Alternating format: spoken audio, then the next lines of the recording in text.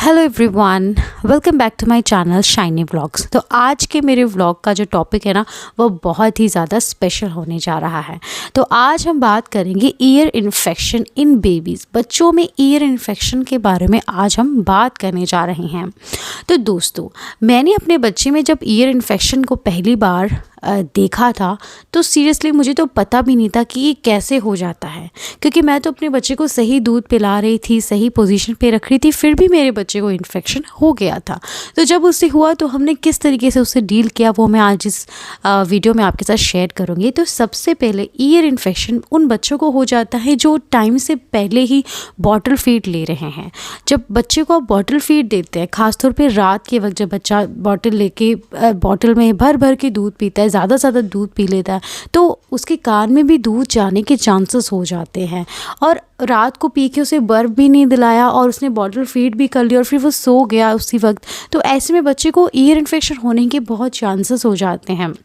या फिर नहाते वक्त उसके कान में अगर पानी भर गया है तो भी उस बच्चे को ईयर इन्फेक्शन हो सकता है। तो ऐसे में आपको ध्यान ये रखना है कि जब आप बच्चे को नहलाते हैं ना, तो ख़ास ध्यान रखें कि उसके कान में पानी ना जाए। दूसरी चीज़, अगर आपके बच्चे को आप बॉटल फीड दे रहे हैं ना, तो प्लीज़ ध्यान से दें, उसे इस पोजीशन पे रखें, अपवर्ड पोजीशन पे ज़्यादातर रखें। अगर वो बॉटल फीड ले रहा है तो उसे अच्छे से बर्फ दिलाएं और हमेशा दूध पिलाते वक्त ध्यान रखें कि वो ज़्यादा उसका सर नीचे को ना हो, थोड़ा सा ऊंचा रहे।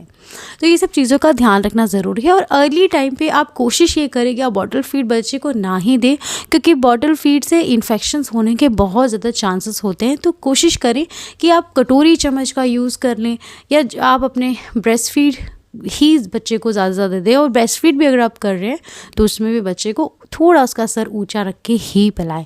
तो यहाँ पे मैं आज आपको आगे बताने जा रही हूँ कि किस तरीके से आपको ईयर इन्फेक्शन को डील करना चाहिए।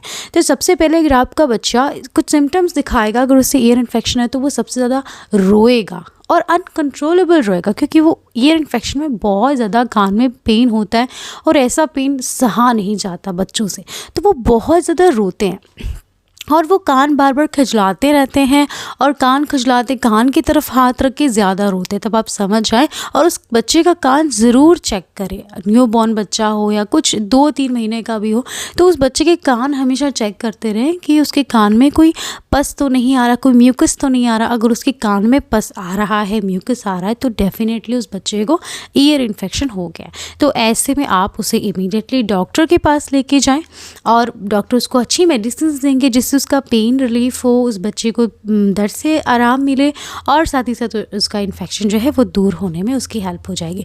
और कुछ सिम्टम्स ये है कि जब ईयर इन्फेक्शन होता है ना, तो ज़्यादातर ये तब होता है जब बच्चे को, अगर उसका नाक बंद है ना, या उस बच्चे को उसका रेशा, नाक में रेशा है या उसकी छाती में रेशा है, तो भी ईयर इन्फेक्शन होने के बहुत ज़्यादा चांसेस है। तो जब भी बच्चे का नाक बंद है तो ध्यान रखें उसके नाक खोलने की। डॉक्टर से ज़रूर आप उससे बात करें कि डॉक्टर आपको अच्छी मेडिसिन देंगे जिससे उसका नाक खुले, ताकि उसको ईयर इन्फेक्शन ना हो। क्योंकि नाक, मुंह, आपकी जो बच्चे का जो चेस्ट है, वो सब जो है कनेक्टेड होता है।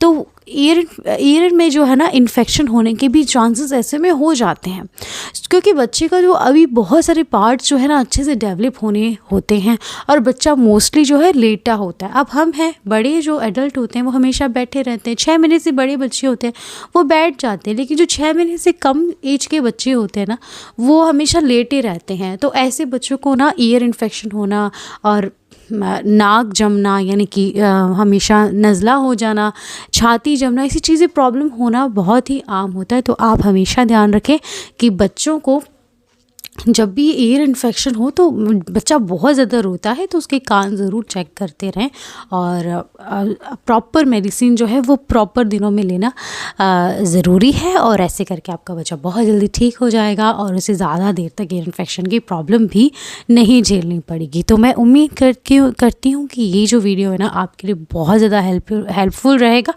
और इसी तरह और भी ज़्यादा इन्फॉर्मेशन के लिए मेरे चैनल को प्लीज़ लाइक, शेयर, सब्सक्राइब ज़रूर कर लें और कमेंट बॉक्स में ज़रूर बताएं कि आपकी राय क्या है और अगला वीडियो मैं किस टॉपिक पे बनाऊं।